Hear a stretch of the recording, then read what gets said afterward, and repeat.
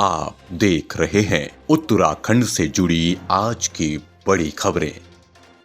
Uttarakhand anti terrorist squad यानी ATS wing में पहली बार महिला कमांडो दस्ते को शामिल किया जा चुका है। पहले हरिद्वार, फिर नरेंद्र नगर, PTC और अब देहरादून की पुलिस लाइन में इन महिला कमांडो दस्ते की बेसिक ट्रेनिंग कराएगी। आज से महिला कमांडो दस्ता ट्रेनिंग पूरी करने के बाद उत्तराखंड ATS में शामिल हो जाएगी। देहरादून पुलिस लाइन में महिला कमांडो ने शुभारंभ कार्यक्रम में अपना डेमो मुख्यमंत्री के सामने पेश किया। इस मौके पर प्रदेश के कई पुलिस अधिकारी और नेता मौजूद रहे। देखिए, उत्तराखंड वैसे तो लॉ एंड ऑर्डर की दृष्टि से एक शांति प्रिय राज्य है, लेकिन जब हम महिला कमांडो की बात करते हैं या महिलाओं के सशक्तिकरण की बात करते हैं तो इसका मतलब ये होता है कि केवल और केवल लॉ एंड ऑर्डर की सिचुएशन जब खराब होती है ऐसे में ही वो काम नहीं करेंगी, बल्कि उससे उनका जो मानसिकता है उसमें भी परिवर्तन आता है। और इससे जो यहाँ पर सैकड़ों जो बच्चियाँ यहाँ पर आज इस कार्यक्रम को देख रही थी, उनके मन में भी एक जोश और उत्साह होता है कि हाँ, हम किसी से कम नहीं हैं, हम भी कर सकते हैं। जिस तरह के हैरतअंगेज करतब यहाँ पर हमारी कमांडोज ने दिखाए हैं वो अपने आप में बेमिसाल है। उनकी जितनी प्रशंसा की जाए कम है। मैं सिपू जी जिन्होंने इन बच्चों को प्रशिक्षित किया है, उनकी टीम ने इनको प्रशिक्षित किया है और पूर्वाभ्यास ATS ने इनको हरिद्वार में कराया है। इन सबको मैं बहुत बधाई देता हूँ, बहुत शुभकामनाएं। ज्यादा थे, पूरी की पूरी ट्रेनिंग जो है वो एक गोली की होती है, या तो सामने वाला मारेगा या आप मारेंगे। तो समय कम ज्यादा तब होता है जब हम उनको दिन गिनते हैं। यहाँ कार्रवाई सेकंड्स में होती है। तो अगर आप सोच रहे हैं 12 दिन, आप 12 दिन मत समझिए, पहले पर दिन के 20 से 22 घंटे, उनको घंटों को आप सेकंड्स में गिनिए। तो दिन रात ट्रेनिंग की है इन बच्चियों ने और मेरी तरफ से वो इज्जत है। मेरी तरफ से बहुत बहुत धन्यवाद है मुख्यमंत्री साहब को और उसके बाद DGP महोदय को और पूरी टीम को, PTC की पूरी टीम को। विपक्ष ने कुंभ की तैयारियों को लेकर सरकार की मंशा पर सवाल उठाए हैं। नेता प्रतिपक्ष इंदिरा हृदयेश ने कहा कि कोरोना का बहाना बनाकर सरकार अपनी जिम्मेदारी से भाग रही है, लिहाजा न सिर्फ साधु संत नाराज हैं बल्कि विश्व पटल में होने वाला महाकुंभ अब सीमित किया जा रहा है। नेता प्रतिपक्ष इंदिरा हृदयेश का कहना है कि सरकार तैयारियों को देखते हुए अपनी जिम्मेदारी से भाग रही है और महाकुंभ की तैयारियों की व्यवस्थाएं भी अब तक पूरी नहीं हो पाई। कुंभ मेले से जुड़े साधु संत भी नाराज हैं। सरकार को तत्काल व्यवस्थाओं को दुरुस्त करना चाहिए और साधु संतों को विश्वास में लेकर इस महाकुंभ को सुरक्षित तरीके से संपन्न कराने का प्रयास करना चाहिए, लेकिन सरकार की तैयारियों को देखकर ऐसा लगता नहीं है। असल में कोरोना के बहाने सब भाग रहे हैं अपनी जिम्मेदारी से, तो इसीलिए कर दिया। साधु संत भी नाराज हैं, आम जनता भी नाराज है। कुंभ 12 वर्ष के बाद आता है तो बहुत सारे लोग जो धार्मिक आस्था रखते हैं वो कुंभ में एक स्नान करना चाहते हैं। अब इन्होंने एक तारीख दे दी शाही स्नान कराने का, अखाड़ों में भी लड़ाई हो रही है। तो इस प्रकार ये व्यवस्था मेले की गंभीरता के हिसाब से नहीं कर पाए। कोरोना का बहाना लेके प्रतिबंध लगा रहे हैं जो धार्मिक आस्थाओं पर चोट कर रहा है। और मैं सरकार से मांग करती हूँ कि कुंभ के तरह से सुविधा प्रदान करते हुए और जितने उसके रस्म रिवाज हैं उन सब का पालन करते हुए कुंभ की अच्छी व्यवस्था करें। उत्तर प्रदेश ने बहुत अच्छी व्यवस्था की, लोगों ने तारीफ की थी। GST की विसंगतियों को लेकर हल्द्वानी उद्योग व्यापार मंडल 26 फरवरी को उत्तराखंड में विरोध प्रदर्शन करेगा, जिसके बाद आगे की रणनीति तय की जाएगी। संगठन अपनी उत्तराखंड में 375 इकाइयों में पुरजोर विरोध की रूपरेखा को तैयार कर रहा है। व्यापार मंडल के प्रदेश अध्यक्ष नवीन वर्मा के मुताबिक GST प्रावधानों में बहुत विसंगतियां सामने आ रही है, जिससे व्यापारी बेहद दुखी है। यही नहीं, टैक्स रिटर्न करने में चार्टर्ड अकाउंटेंट की जरूरत पड़ रही है, जिससे व्यापारी आर्थिक बोझ में दब रहे हैं। उन्होंने कहा कि किसानों के बाद और व्यापारी भी बड़ा आंदोलन करने की तैयारी कर रहा है, जिसको देखते हुए GST की विसंगतियों के विरोध में प्रदेश व्यापी आंदोलन किया जाएगा। देखिए, GST को लेके सारा व्यापारी, पूरे हिंदुस्तान का 7.5 करोड़ व्यापारी परेशान है। GST का जो रिफॉर्म इनने दिया है, जो इन्हें 950 संशोधन किए GST काउंसिल ने, उसके बाद ऐसा रिफॉर्म दे दिया है कि उसको साधारण व्यापारी भर नहीं सकता। बहुत ज़्यादा हाईली एजुकेटेड और जो अकाउंटेंसी में बहुत ज़्यादा महारत जिसको हासिल है, शायद वो ही भर पाए उसको, वरना हमारा साधारण व्यापारी के बस का ये टैक्स भरना नहीं है। तो हमारा मानना है कि अगर एक राष्ट्र एक कर की व्यवस्था हमारे माननीय प्रधानमंत्री जी ने दे रखी है, उनका हमने स्वागत भी किया, लेकिन उस टैक्स को इतना सरल बनाया जाए कि वो टैक्स हमारा आम व्यापारी भर सके।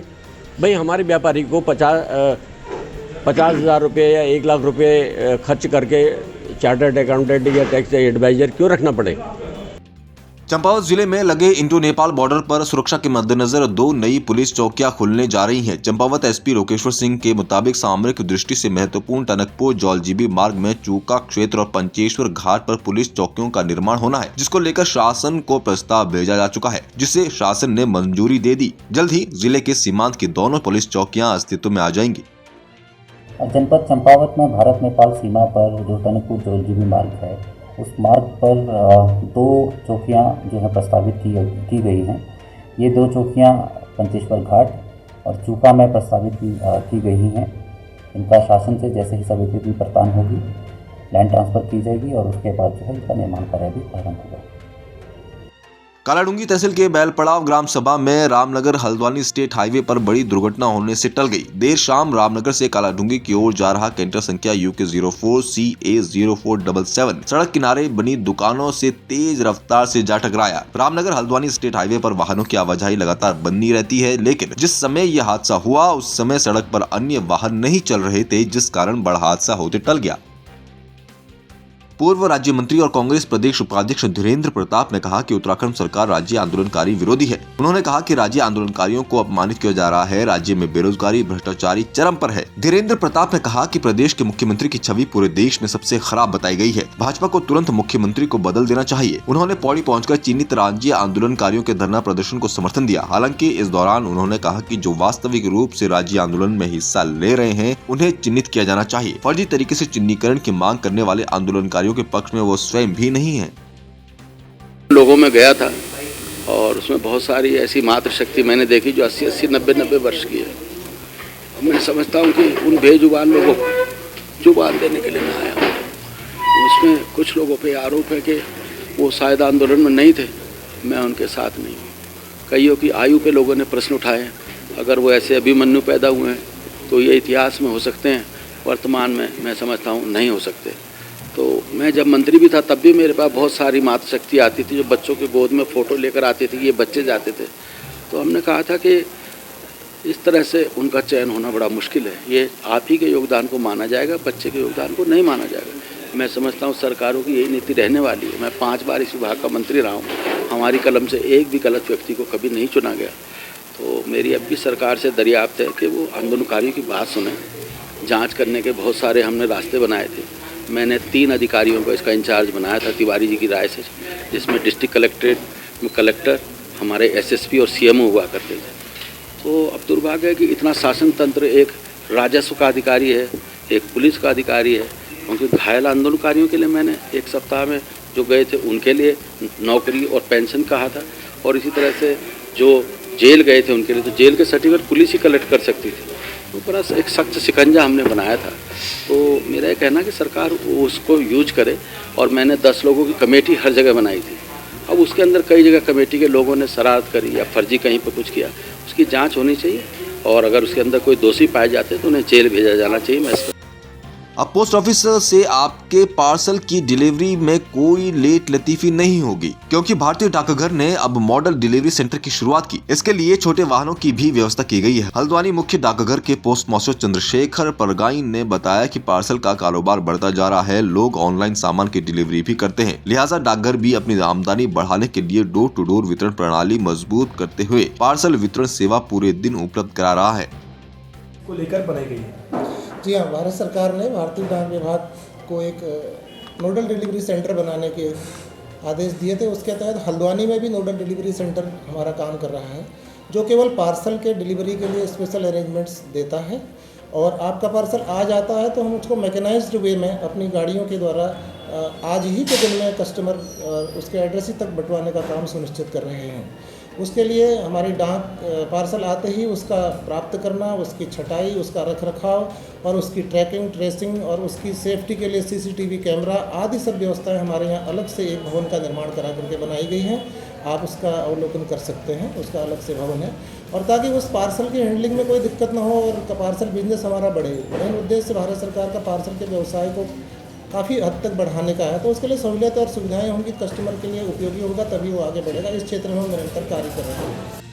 लक्सर सहकारी सस्ते गल्ले की दुकान से हटाए गए विक्रेता सचिन कुमार ने थोक केंद्रीय उपभोक्ता सहकारी भंडारा देवपुरा हरिद्वार के चेयरमैन विकास तिवारी पर लगाए गंभीर आरोप। वहीं विकास तिवारी ने पूरे प्रकरण से पल्ला झाड़ते हुए बताया कि जिलाधिकारी ने वित्तीय अनियमितता के कारण लगभग 1.5 साल पूर्व लक्सर की दुकान को बंद कर दिया था। वित्तीय गड़बड़ी में हटाया गया व्यक्ति 1.5 साल बाद दुकान आवंटन कराने के लिए राजनीतिक प्रेशर बनाने की निरर्थक प्रयास कर रहा है। गौरतलब है कि विकास तिवारी भाजपा के जिला महामंत्री भी हैं, इसलिए प्रकरण सुर्खियों में है। तो केंद्रीय उपभोक्ता भंडार की संचालित दुकान लक्सर पर सुविधा पर कार्यरत था, जिसके अध्यक्ष श्री विकास तिवारी जी जो भाजपा के जिला महामंत्री हैं। मेरा भाई विकास तिवारी जी द्वारा मुझे हरिद्वार में बुलाया गया और कहा कि मैं तुम्हारे भाई को सस्पेंड या निलंबित कर दूंगा, और उन्होंने मेरे सामने 4 लाख रुपए की डिमांड रखी कि तुम्हारे भाई को मैं पक्का विक्रेता कर दूंगा। लेकिन मेरी और उसके बीच जो डील हुई वो 3,60,000 रुपये में। 3,60,000 रुपये देने के बावजूद भी मेरे भाई को निलंबित कर दिया। उसके पास ना उन्होंने मुझे ना तो कोई नोटिस दिया ना कोई पक्का प्रूफ दिया। विधानसभा चौबट्टाखाल के अंतर्गत नगर सतपुली में उत्तराखंड प्रदेश प्रभारी और दिल्ली विधायक दिनेश मोहनिया द्वारा उद्घाटन किया गया। दिनेश मोहनिया के सतपुली आगमन पर आम आदमी पार्टी के कार्यकर्ताओं द्वारा फूल मालाओं के साथ भारत माता की जय और आम आदमी जिंदाबाद के नारों के साथ किया गया। उसके उपरांत उत्तराखंड प्रदेश प्रभारी और दिल्ली विधायक दिनेश मोहनिया द्वारा पूजा पाठ और हवन कर आप विधानसभा कार्यालय का उद्घाटन किया गया। उसकी वजह से अभी हम थोड़ा सा टाइम मांग रहे हैं, क्योंकि कोई भी इस टाइम ये नहीं चाहता कि बाई इलेक्शंस हों और कोई भी 3 महीने या 4 महीने के लिए विधायक का चुनाव दोबारा से क्यों लड़े। इसलिए हम ये चाहते हैं कि एक सही समय पर इन नामों की घोषणा की जाए। और मेरा ये मानना है कि जो अभी मैंने संख्या बताई है वो कन्फर्म्ड संख्या है, मतलब जो लोग कंसेंट दे चुके हैं कि हम आम आदमी पार्टी ज्वाइन कर रहे हैं। लेकिन जब ज्वाइनिंग का टाइम आएगा तो निश्चित तौर पर संख्या इससे ज़्यादा होगी, क्योंकि इस पूरे की पूरे प्रदेश की जो सरकार है वो राजनीतिक व्यक्ति नहीं चला रही, उसको पूरे के पूरे ब्यूरोक्रेट्स चला रहे हैं। आज एक विधायक, एक मंत्री अपने क्षेत्र का काम नहीं करा सकता। आप मीडिया के बंधु हैं, आप खुद ही जानते हैं कि आप अनऑफिशियली अगर किसी विधायक से, मंत्री से पूछो तो कहेगा कि मैं काम ही नहीं करा पाता। तो ऐसी सरकार का क्या फ़ायदा जहाँ विधायक और मंत्रियों की ना चल रहा है, वो अपने लोगों के, अपने क्षेत्र के काम ही ना करा पाए। मुझे लगता है कि इस तरीके का बहुत दबाव है MLAs पे, मंत्रियों पे, कि वो ऐसी पार्टी को छोड़े और एक नई तरह की राजनीति, जो काम की राजनीति शुरू हुई है, उसके साथ चले। चंपावत में डीजल और पेट्रोल के लगातार बढ़ते दामों के विरोध में टैक्सी यूनियन ने बुधवार को जिला मुख्यालय में केंद्र और राज्य सरकार का पुतला फूंका। टैक्सी यूनियन के सदस्यों ने मोटर स्टेशन में नारेबाजी करते हुए पुतले को आग के हवाले किया। उन्होंने चेतावनी दी कि जल्द ही पेट्रोल पदार्थों की मूल्य वृद्धि वापस न लिए जाने पर मार्च महीने से विभिन्न मार्गों में टैक्सी किराया बढ़ाने की चेतावनी दी। कहा गया कि जिन रूटों में कोरोना काल में टैक्सी किराया बढ़ाया गया था, उन रूटों का किराया नहीं बढ़ाया जाएगा। जो केंद्र सरकार और राज्य सरकार ने, बीजेपी की सरकार ने ये किराया क्या कहते हैं, डीजल, पेट्रोल और गैस के दाम बढ़ाए हुए हैं, इससे जो है पब्लिक बहुत परेशान है। मैं कुमाऊं महासंघ टैक्सी यूनियन का उपाध्यक्ष ललित मोहन भट्ट, इनका कहना था कि हमारी डबल इंजन सरकार जब आएगी हम महंगाई कम करेंगे और हर कुछ करेंगे, रोजगार देंगे। इन्होंने कुछ भी नहीं दिया, ये महंगाई में दर पे दर बढ़ाए जा रहे हैं। और इसके लिए हमने ये भी कह रखा है, पूरे उत्तराखंड की टैक्सियों का किराया मार्च में बढ़ाया जाएगा। अगर जैसे 100 के पार ने जो पुतला विरोध किया है, पुतला जला के जो तेल के दाम जो बढ़ाए जा रहे हैं प्रतिदिन, उसके खिलाफ हमने राज्य और केंद्र सरकार के खिलाफ आवाज़ उठाई है और पुतला दहन किया है। तो माननीय प्रधानमंत्री जी से हमारा निवेदन है कि भाई इसमें थोड़ा लगाम लगाया जाए, ताकि गरीब जनता के सिर पर बोझ न पड़े। इसमें गरीब जनता ही मारी जाती है, और जो कि रोज़ कमा के खा रहे हैं उनको तो रोज़ ही रेट, हर चीज़ के दाम बढ़े हुए मिल रहे हैं। बाकी माननीय प्रधानमंत्री जी के साथ हम हमेशा साथ। हिमालय दर्पण उत्तराखंड पर आप देख रहे थे उत्तराखंड की बड़ी खबरें। बाकी अपडेट के लिए बने रहें हमारे संग और देखते रहें हिमालय दर्पण उत्तराखंड।